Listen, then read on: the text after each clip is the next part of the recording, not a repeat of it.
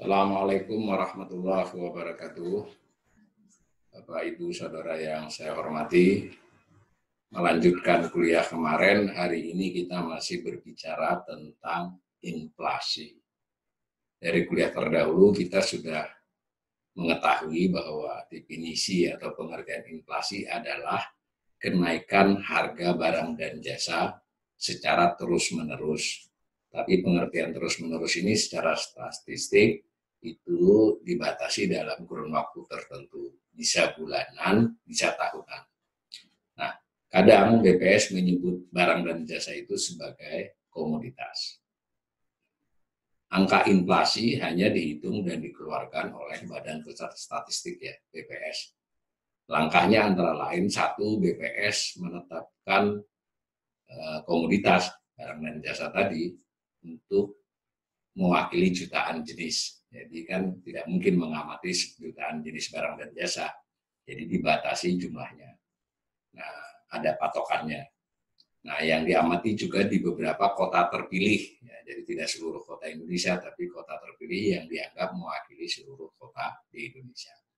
Yang kedua, BPS melakukan pengamatan pencacahan atau pencatatan ya secara rutin oleh petugasnya. Jadi petugas BPS, pegawai BPS sesuai karakteristik komoditas.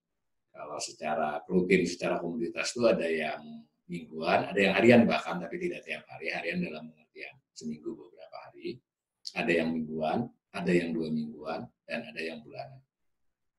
Sesuai karakter barangnya. Yang ketiga, BPS kemudian menetapkan rata-rata harga umum dari yang diamati tadi kan, karena kan bersifat agregat. Nah, kemudian BPS melakukan olah statistik dari informasi selama sebulan tertentu ya, jadi selama bulan April, bulan Maret atau bulan Mei, itu lalu dibuat harga yang bersifat umum. Otomatis kalau umum itu sifatnya indeks. Nanti pelan-pelan kawan-kawan yang belum terbiasa ekonomi ini akan makin paham bahwa dalam semua tema itu hampir seluruhnya menggunakan indeks ya, indeksasi. Jadi jutaan barang dibatasi menjadi sekian ratus barang itu kemudian dibuat indeks rata-ratanya tertimbang. Berpatokan tahun tertentu sebagai tahun dasar. Tahun dasar otomatis indeksnya 100. Nah, yang keempat, BPS melakukan pengelompokan. Saya sebut 1, 2, 3, 4 ini tidak selalu urutan ya, ini sinambung. Itu BPS melakukan pengelompokan komoditas atau barang dan jasa tadi. Nah, setiap kelompok itu memiliki indeks. Jadi ada indeks umum yang mewakili seluruh barang dan jasa, lalu ada indeks per kelompok barang dan jasa. Nah, otomatis ada inflasinya. Kita kan sudah belajar kemarin, inflasi bulanan itu adalah membandingkan indeks pada satu bulan dibandingkan dengan bulan sebelumnya. Nah, maksudnya perbandingan itu bukan dikurangkan, tetapi persentasi. Jadi kalau misalnya bulan Mei itu 103, lalu pada bulan April itu 102, maka 103 dengan 102 itu naiknya berapa? Mungkin 0,98%, seperti itu. Nah, bulanan maupun tahunan. Nah, yang kelima, BPS juga memiliki pengelompokan di luar tadi pengelompokan yang nomor 4. Ini pengelompokan yang sifatnya 3 macam. Ada barang yang disebut BPS itu diatur oleh pemerintah, ya kan? Diatur pemerintah saat ini dianggap diwakili oleh 23 komoditas ya Mbak Rama, Mbak Dwi. 23 itu ada yang barang energi, ada yang non energi. Ada juga barang yang dianggap terlalu naik turun bulanannya, bahkan mingguannya, itu terlalu volatile, terlalu bergejolak, itu disendirikan. Maksudnya dalam rangka informasi ini ya, jadi diinformasikan juga yang bergejolak, diinformasikan yang diatur pemerintah. Nah, itu misalnya seperti cabai, ya, bawang, ya, itu dianggap bergejolak. 101 macam ya Mbak Rama, kalau tidak salah sekarang.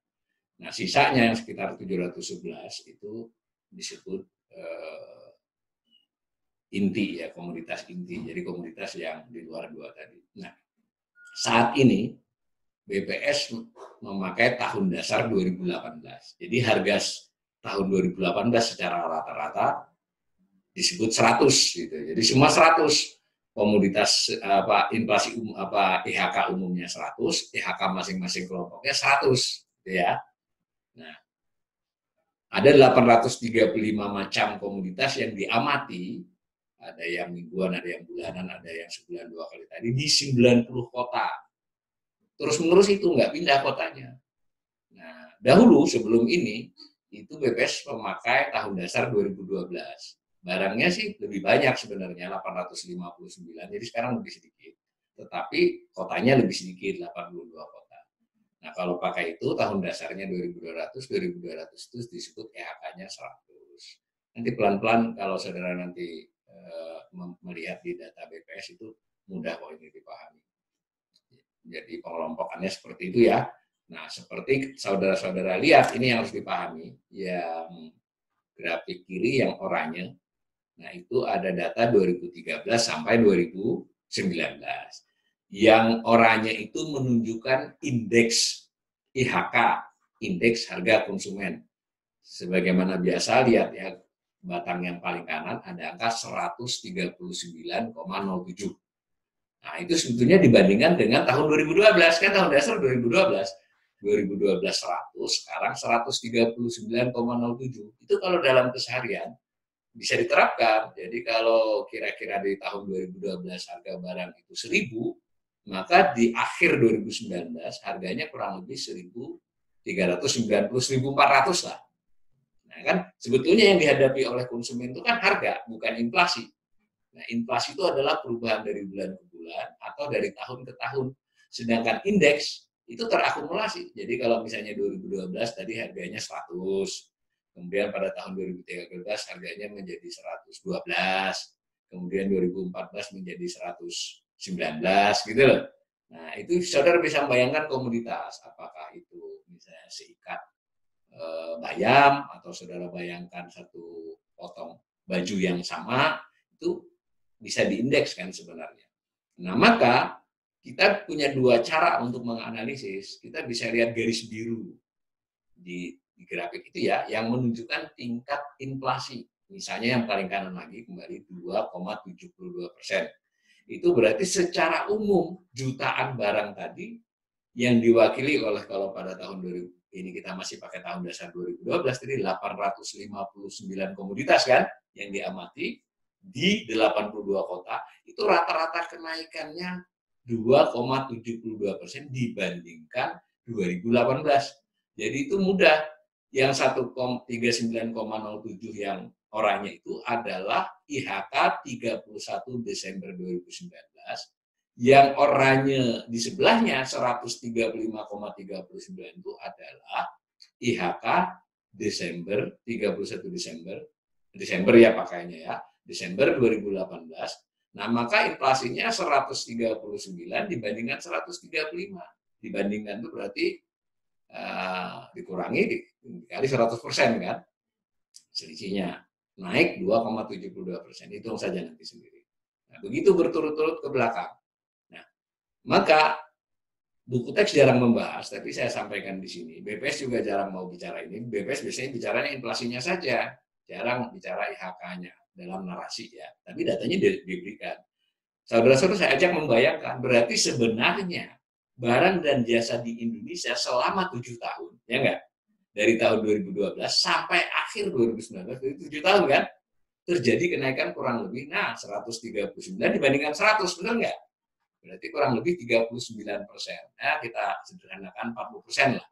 Jadi secara umum barang naik 40%. Mulai kebayang kan? Karena orang suka, ibu-ibu suka, inflasi kok rendah, saya ke pasar naik kan barangnya. Ya, begitu loh. Nah, yang gambar di sebelah kanan, karena ini baru, indeksnya baru 2018 dengan 100 dan baru diterapkan mulai Januari 2020. Jadi bedakan ya, meskipun tahun dasarnya 100 karena BPS perlu persiapan, ada SOP biaya hidup, lalu menyusun SOP nanti mencatatnya bagaimana dan seterusnya, maka diterapkan mulai 1 Januari 2020.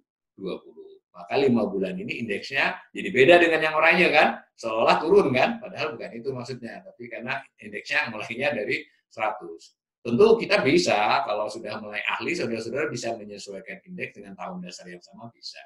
Tapi saya anggap aja kita kutip saja dulu BPS. Maka perhatikan yang paling kanan dari biru, yang diumumkan 6 Juni lalu ya, itu IHK-nya 104,87. Benar nggak? Itu dibandingkan bulan April, nah itu naiknya nggak ada di angka di sini, itu naik bulanan. Sedangkan yang 2,19 yang abu-abu itu dibandingkan dengan setahun sebelumnya, bukan dengan sebelahnya loh ya. Di situ nggak ada, nggak kelihatan. Nah, tetapi saudara-saudara saya beritahu ke 104,87 itu berarti kan bisa saya katakan begini, dibandingkan dengan harga tahun 2018 pada bulan Mei 2020 itu sudah terjadi kenaikan 4,87%. Clear ya? Nah, semacam itu. Nah, mari kita lihat lagi slide berikutnya bahwa pembicaraan ekonom, pembicaraan media massa, dan juga dalam dokumen-dokumen resmi kenegaraan seperti APBN, RPJMN, dan sebagainya, itu cenderung yang dibicarakan adalah inflasinya. Saya ulangi, plus minus ya itu benar, tetapi umpama pada suatu tahun terjadi inflasi yang tinggi, pada tahun berikutnya terjadi rendah, maka kesannya kan seolah-olah tergantung kita mengumumkan kapan. Ini contoh paling aktual adalah misalnya 2018 itu. 2018 ditunjuk ya. Itu kan habis naik dia turun kan? Maka kalau kita bicara 2009 itu seolah-olah inflasi rendah. Tetapi kalau nanti kita bicara IHK, IHK-nya kan jalan terus. Jadi kalau saya misalnya membeli, saya di pasar tahu harga satu, anggap aja kaos dalam yang sama ya, sebelumnya 10.000, lalu naik menjadi 12.000, kenaikannya 20%, benar nggak? Nah, tetapi ketika dia naik lagi menjadi 14.000, nah itu kenaikannya kurang dari 20%, karena yang 2.000 dibandingkan 12.000.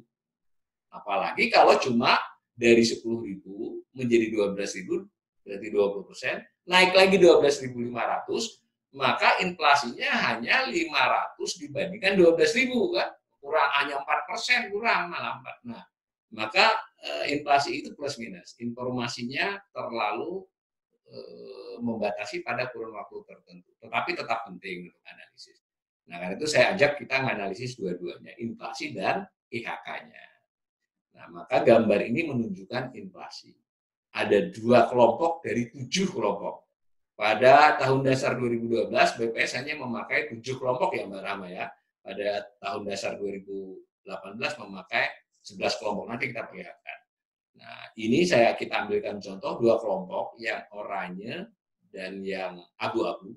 Contoh 2 kelompok dari 7 yang rata-rata inflasinya lebih tinggi dari biru. Biru angkanya sudah dihapus, itu adalah inflasi umum tadi, keseluruhan. Nah, paling kanan 2019, kita lihat yang oranye itu bahan makanan itu inflasinya 4,28%. Nah, itu kan khusus 2019, benar nggak? Dibandingkan 2018. Yang abu-abu hanya 3,97 dibandingkan yang 2018. Nah, pada saat itu inflasinya umum hanya 2,97. Tetapi mari lihat kotak di atas yang sudah dikotaki warna oranye itu. Kalau kita lihat IHK-nya di grafik nggak ada ya, kita beri informasi di situ. Pada Desember 2019 itu yang biru, yang umum tadi kan sama dengan di atas 139,07. Berarti secara rata-rata sebetulnya barang selama 7 tahun naik sekitar 39,07% dibandingkan 2012 ya. Tetapi khusus kelompok bahan makanan, nanti kita lihat apa saja bahan makanan itu, naiknya lebih tinggi, 153,51. Jadi 53,51% kan kenaikannya selama 7 tahun. Kalau bandingannya tidak per tahun ya, tapi langsung lompat gitu, dari 2012 ke 2019. Nah, sementara makanan jadi, minuman, rokok, dan tembakau, itu koma ya, bukan minuman rokok ya, makanan jadi, minuman, rokok, dan tembakau, itu 149,90, hampir 1,5 kali lipat. Nah, tadi saya sudah katakan bahwa ada perubahan di slide berikut tampak. Itu Pak, yang kiri itu menunjukkan kelompok tahun dasar 2012 ya kan, yang sebelah kanan adalah tahun dasar 2018. Cuma yang kanan itu baru diterapkan 5 bulan. Nah, yang kiri, kalau kita pakai data 2012 sampai dengan 2019, saudara-saudara lihat itu. Secara umum tadi 139,07, tetapi yang merah ada 2 yang di atas itu, benar nggak? Jadi bahan makanan, kemudian kelompok kedua makanan jadi, minuman, rokok, dan tembakau, itu kenaikannya selama 7 tahun itu lebih tinggi dari rata-rata.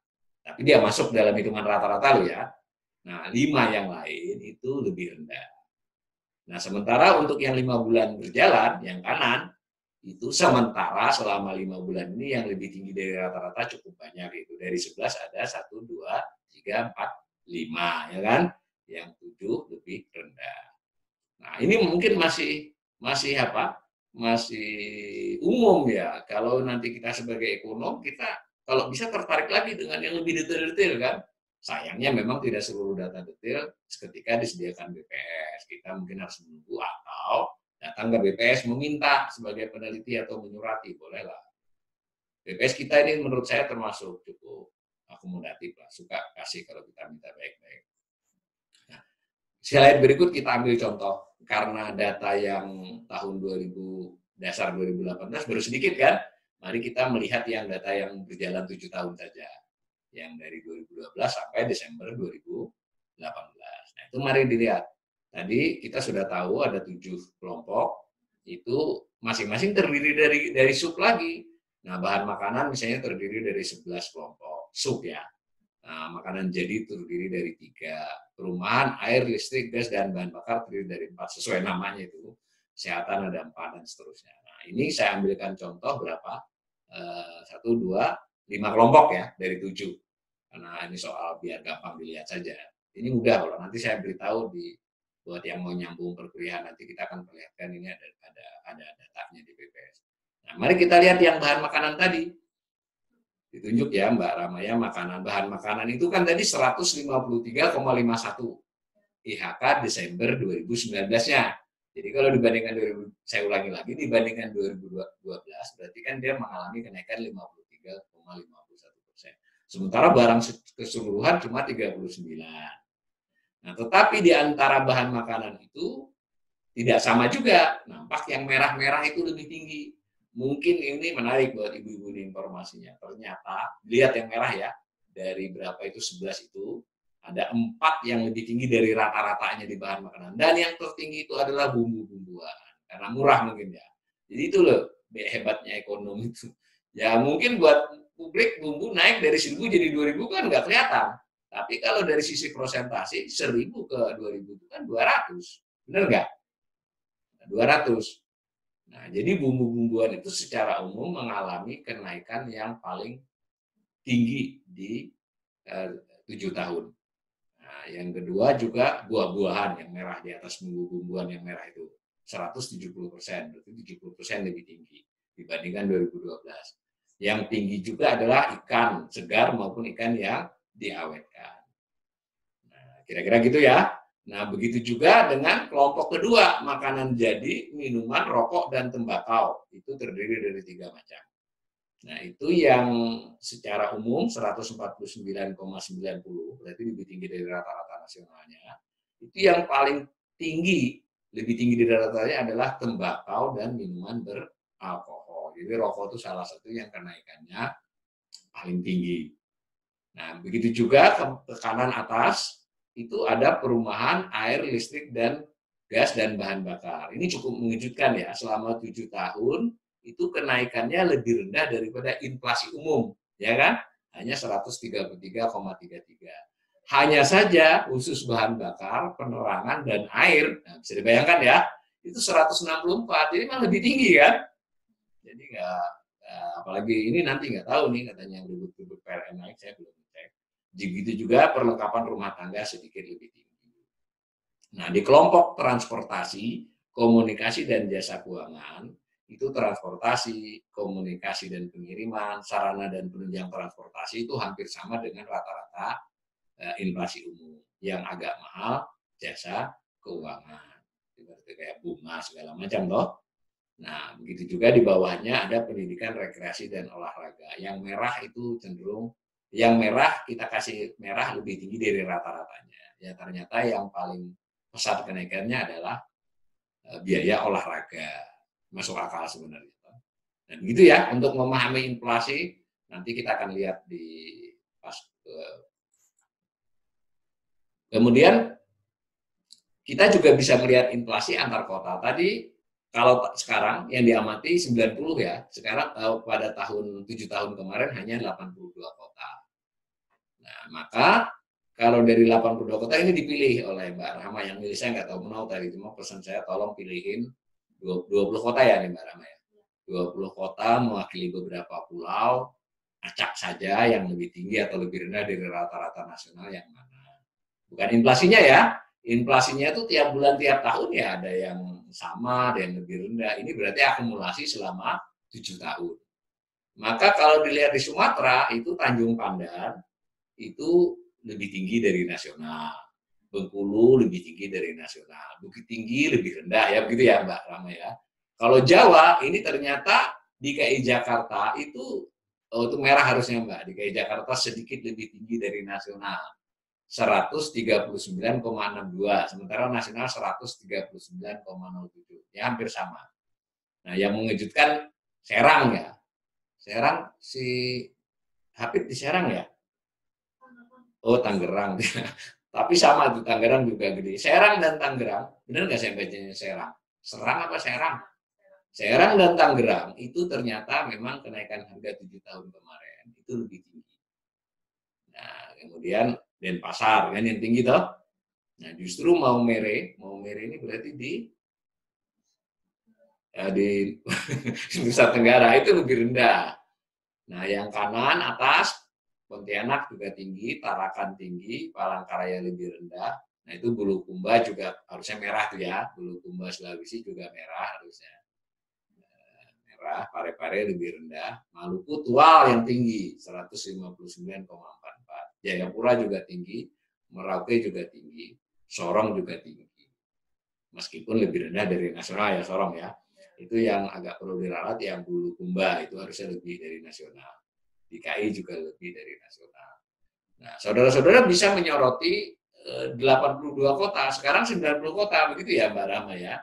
Nah, saya ulangi sekali lagi, kita bisa membandingkan bulanan. Berarti pada satu bulan BPS itu sering mengumumkan dari 82 kota, kalau sekarang dari 90, sekian kota mengalami inflasi, sekian kota mengalami deflasi. Kalau bulanan bisa deflasi karena turun kan dari bulan kemarin. Deflasi itu adalah tingkat inflasi yang negatif atau minus. Tapi kita juga bisa tertarik melihat dalam konteks 3 tahun, 5 tahun, nah itu sebaiknya melihat IHK-nya, kan gitu, karena akumulatif. Nah, begitu ya, mudah-mudahan nanti kita akan bisa buat Bapak-Bapak Ibu yang berminat nanti kuliah di CAT, barang 2-3 menit, nanti kita akan ada kuliah tambahan buat yang berminat saja, untuk melihat-lihat web BPS. Sebelum sampai ke sana, saya sedikit lagi jelaskan tentang inflasi. Masuklah kita pada pertanyaan sederhana, sebetulnya apa sih yang menentukan kenaikan harga-harga itu, ya enggak? Nah, kalau sehari-hari ya pedagang, terus yang pembelinya mau kan, kalau pedagangnya naikin pembelinya nggak mau ya nggak naik harganya. Jadi itu tuh pastilah kalau dalam kehidupan sehari-hari adalah keputusan bersama penjual dengan pembeli. Hanya saja untuk barang-barang tertentu mungkin pembeli tidak begitu berkuasa, penjual yang berkuasa dan seterusnya. Nah, kalau secara teori itu biasanya dibuatlah teori bahwa penentu inflasi itu ada 3 aspek. Satu aspek disebut sisi supply, sisi penawaran. Kemudian sisi kedua adalah sisi demand, permintaan.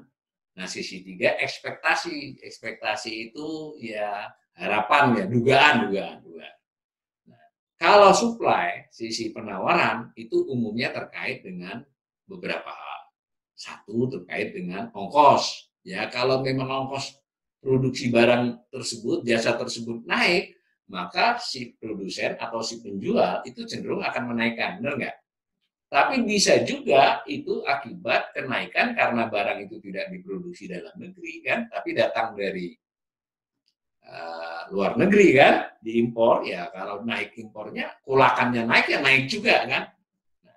Nah, bisa juga sebetulnya kulakannya dalam dolar tetap sama, tapi karena rupiahnya terdepresiasi, ada tekanan kepada harga kan, nah itu bisa faktor kurs namanya, disorot aja nggak apa-apa. Nah, kurang kira begitu ya.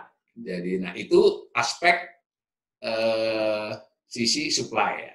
Bisa juga karena pemerintah menentukan harga BBM dan beberapa komoditas lain, listrik misalnya, kalau pemerintah naikin listrik dengan dalam konteks ini tidak harus pemerintah ya, misalnya PLN karena dia berwenang menaikkan, itu dianggap juga harga yang diatur kan, dinaikin ya, konsumen kan nggak bisa apa-apa, maka dia naik. Nah, aspek lain di luar ongkos yang semacam itu, di luar impor, di luar yang diatur, bisa juga akibat ada bencana alam, ya termasuk pandemi ini secara teoritis bisa pandemi ini nanti menaikkan beberapa komoditas, meskipun tadi kita melihat di data sampai bulan Mei belum ada, itu belum terjadi. Tapi kalau dia terjadi lebih panjang lalu mengganggu distribusi, itu bisa saja. Misalnya kita tidak bisa mengimpor lagi dengan lancar beberapa komoditas yang sementara komoditas itu selama ini memang dicukupi oleh impor, otomatis nanti ada pengaruh pada harga.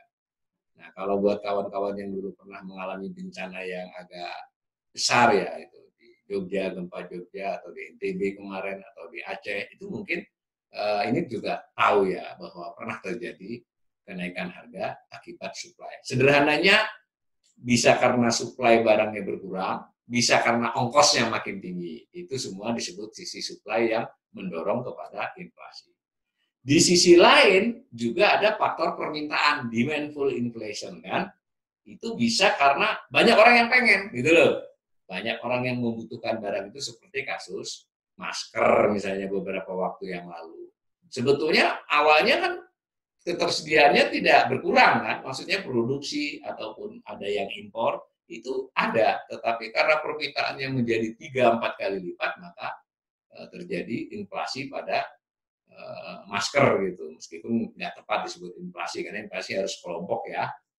Nah, ini kalau secara teori ada yang disebut dengan output real, output potensial. Harusnya kita bahas di PDB kemarin, tapi saya menganggap ini saya tunda ke kuliah-kuliah yang akan datang karena itu harus punya perhitungan. Sederhananya, kalau sebuah perekonomian itu memproduksi barang seperti PDB kemarin, 15.835 triliun gitu kan kemarin toh, itu sudah menggunakan seluruh kapasitas produksi nasional belum? Itu yang sebetulnya kalau ternyata kita kapasitas produksinya itu adalah 17.000 kan masih ada lag-nya sedikit kan yang bisa ini. Maka kalau ada tambahan permintaan, ini kan akan dipenuhi dengan menaikin produksi. Tapi kalau ternyata itu adalah full, sudah relatif tidak dekat dengan potensialnya, maka ada permintaan langsung naikin harga. Ya, gampang lagi adalah pabrik. Ya, kalau pabrik itu kapasitas produksinya 1.000 unit, ya kan? Dia selama ini memproduksi hanya 900 unit, tapi sebenarnya bisa 1.000. Kalau ada permintaan dia tinggal nambahi lembur atau menghidupkan mesin yang selama ini tidak dihidupkan, dapatlah dia 1.000, tinggal tidak menaikin harga. Tetapi kalau sudah 1.000 itu sudah outputnya sudah real, sudah sama dengan potensinya, mau nggak mau naik. Nah, kurang lebih begitu. Tapi ini nanti kita akan bahas dengan bentuk-bentuk yang lebih teoritis di kuliah entah berapa puluh nanti ya, karena saya tekniknya adalah kita belajar dulu berbagai indikator, baru nanti kita bicara teori makroekonomi maupun teori ekonomi bangunan, dan mungkin juga nanti kita akan bicara tentang sistem ekonomi. Nah, sudah dua ya, faktor supply, faktor demand. Nah, yang satunya ini yang paling rumit. Yang ini apalagi ini saya tidak bisa jelaskan sekarang ini, yang nama disebut ekspektasi. Nah, itu silakan nanti dibaca tuh macam-macamnya di situ. Saya menjelaskan sederhananya begini. Tanpa kita sadari, kita juga sudah punya ekspektasi dengan cara bercerita. Ketika ditanya, Pak Walid dulu, Pak Walid ini harga barang berapa? Nah, rumah Bapak ini berapa? Saya punya kecenderungan menjelaskan dengan dulu saya beli segini, dengan suasana di mana sekarang pasti lebih mahal. Nah, itu sebenarnya udah ekspektasi. Nah, secara sederhana begitu. Jadi orang menganggap rumah itu akan naik di masa-masa. Realnya belum tahu sebenarnya. Nah, dulu sepeda motor sempat begitu ya di 10-15 tahun yang lalu. Jadi dahulu orang kalau beli sepeda motor, saya masih ingat itu. Beli nanti baru setahun 2 tahun malah harga bekasnya lebih mahal dari waktu beli. Kalau sekarang kan tidak terjadi lagi. Itu namanya ekspektasi. Nah, Kira-kira begitu ya. Begitu juga dengan kalau dulu saya pernah menjadi pedagang telur di Jogja tahun 90-an ya, 93. Itu ketersediaan telur, si ayam itu kan sebetulnya nggak bertambah. Produksi telur ayamnya ya segitu. Cuma ketika ketika apa namanya ada hari raya keagamaan, itu orang menduga bahwa nanti akan terjadi kekurangan. Padahal tidak. Saya pedagang. Pada saat banyak rame-rame di Ewuh di Jogja, itu banyak telur dari tempat lain masuk. Sebetulnya cukup telurnya. Hanya karena ekspektasi si pembeli, oh enggak, harga akan naik dan kita penjual juga berekspektasi yang sama, padahal ada menutup jumlah dari daerah lain, tetap aja harganya naik. Nah, kita bisa bicara tentang hari raya keagamaan, lebaran, Natal, tahun baru, itu namanya ekspektasi. Ada adaptive expectation, forward looking. Orang menganggap ini pasti harga akan naik. Nah, semacam itu. Nah, ini agak lebih rumit teorinya. BI studi-studinya mencoba mengutak-atik ini bagaimana mengendalikan inflasi.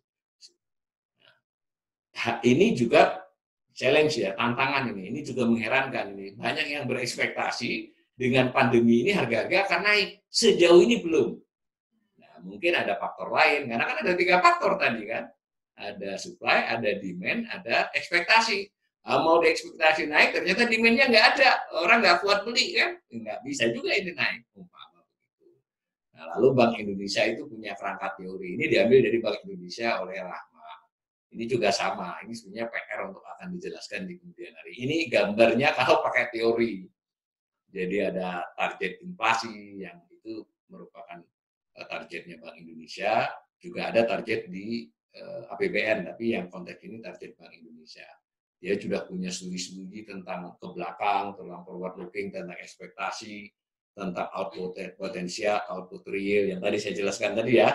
Ada dia sudah punya studi juga dari tahun, meskipun goncangan volatile pangan, tapi kan ketika terjadi bertahun-tahun, kelompok risetnya Bank Indonesia punya dugaan tentang kapan, bulan apa, terus ada kaitannya dengan musim apa, itu ya coba itu.